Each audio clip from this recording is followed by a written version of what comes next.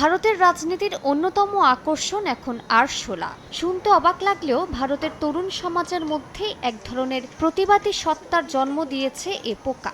ঘটনা শুরু হয় ভারতের প্রধান বিচারপতি সূর্যকান্তের এক মন্তব্য ঘিরে। সিনিয়র অ্যাডভোকেট নিয়োগ সংক্রান্ত একটি উন্মুক্ত আদালতের শুনানিতে তিনি কিছু ব্যক্তিকে সমালোচনা করে বলেন, ভুয়া বা জাল ডিগ্রি ব্যবহার করে আইন পেশায় প্রবেশ করা কিছু মানুষ পরে চাকরি না পেয়ে অন্যান্য উপায়ে সরকারের বিরুদ্ধে আক্রমণ চালায়। এ সময় তিনি তরুণ সমাজকে আরশোলা বা ককরোচ বলে কটাক্ষ করেন।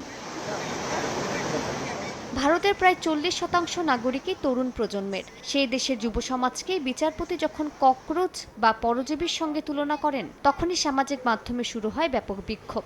আর এই তরুণ সমাজের প্রায় 90%ই সামাজিক যোগাযোগ মাধ্যম ব্যবহারকারী। মে মাসের মাঝামাঝি সময় চালু হওয়া ককরোচ জনতা পার্টি দ্রুতই ভারতের তরুণদের মধ্যে ভাইরাল হয়ে ওঠে। মাত্র কয়েক সপ্তাহে ইনস্টাগ্রামে 2 কোটিরও বেশি ফলোয়ার অর্জন করে এটি নজর কাড়ে।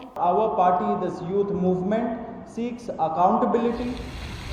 ককরোচ জনতা পার্টির প্রতিষ্ঠাতা হিসেবে রয়েছেন রাজনৈতিক যোগাযোগ কৌশলবিদ ও বোস্টন বিশ্ববিদ্যালয়ের ছাত্র অভিজিৎ দীপকে। আন্দোলনটি নিজেকে অলস ও বেকারদের কণ্ঠস্বর হিসেবে পরিচয় দিচ্ছে। ভারতের প্রধানমন্ত্রী নরেন্দ্র মোদীর সরকারের ওপর দীর্ঘদিন ধরেই চাকরি সৃষ্টির ঘাটতি নিয়ে চাপ রয়েছে। বিরোধী নেতা রাহুল গান্ধী পরীক্ষায় অনিয়ম ও তরুণদের সুযোগ সংকট নিয়ে সরব হয়েছেন। শিক্ষামন্ত্রী ধর্মেন্দ্র প্রধানের পদত্যাগ দাবি করেছে ককরোচ জনতা পার্টি। দক্ষিণ এশিয়ার অন্যান্য দেশে এর মধ্যে জেনজি আন্দোলনের জোয়ারে অনেক বড় বড় মসনদ ভেঙে পড়ার নজির তৈরি হয়েছে। ভারতের এই জেনজি আন্দোলন নতুন পরিবর্তন এনে দিতে পারবে কিনা, তাই এখন দেখার বিষয়।